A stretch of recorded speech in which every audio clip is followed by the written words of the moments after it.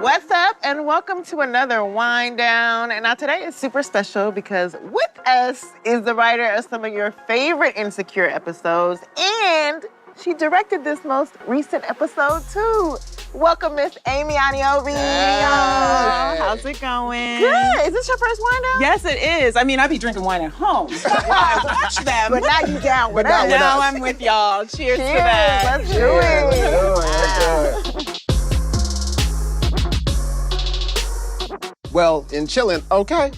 The ladies have a night in, and that offers some very interesting truths and revelations. All four ladies end up exposing either something they were holding back or feelings that they had been repressing. We just really wanted to get our four ladies in one room and drop in a little surprising revelation from one of our girls, Tiffany, who we find out is moving away to Denver. It actually was so interesting even being a part of the episode as a director, because even though I'm super involved in most of the episodes, that was one episode that I wasn't in the room a lot for. Wow. First, I read it almost like a fan, and I'm like, oh, all the girls together, I love this. Every girl's had a girls' night, and I like the original conceit we had of, oh, they're gonna think they're going out and they're not going out. It's like a reverse Hella LA from season 3. Yeah. And this is like, all the plans are ruined and we're stuck, but it ends up being more fun, you know? How challenging was it to film this mostly in Issa's apartment? Very challenging because Issa's set is one of our smallest sets because we really wanted it to be realistic to the type of apartment she would be able to afford. When I read the script, I was like, what's something I've never seen in Issa's apartment? And it was movement. Like, we never get to see her walk from space to space because it's so enclosed. That's so true. You almost deconstructed it like a dollhouse. You just had so many great ways to see that apartment for the first time. A lot of brainstorming with our DP, Carolina. Like, it was so cool to get inside her head and be like, how do we make this dynamic?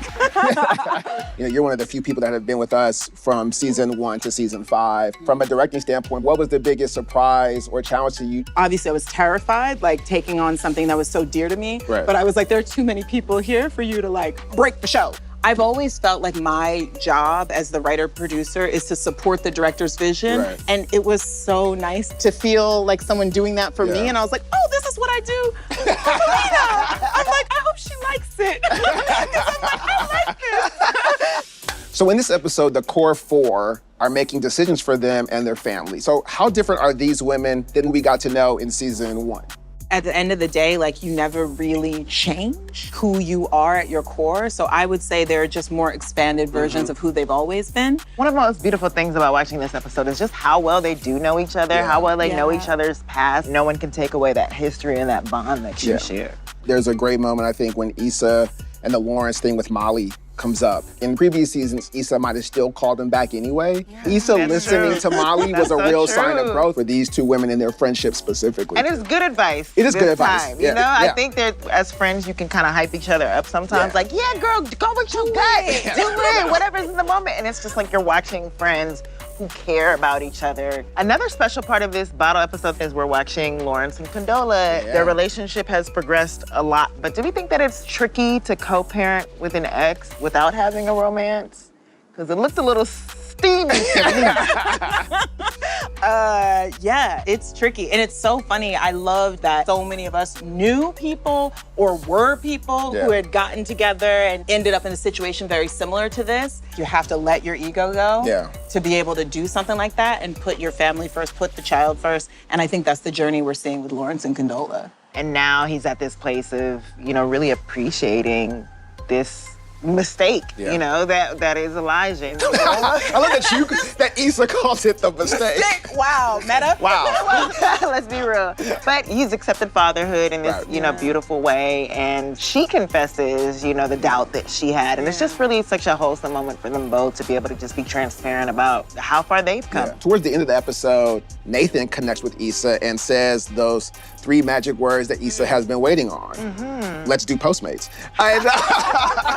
No, of course, he says, I love you.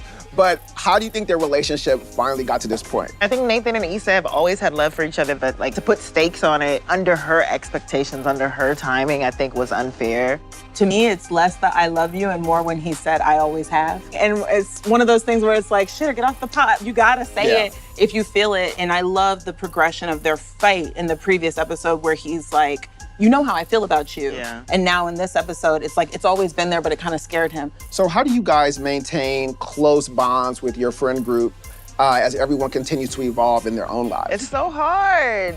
As life progresses and your priorities change, it's about like remembering the bonds that I have with people and having a moment for us to connect as much as possible. This is what adulthood is. Yeah. It's making time even though your lives are changing. Yeah. So thank you for joining us tonight, and we can't wait to see you next time after episode 8.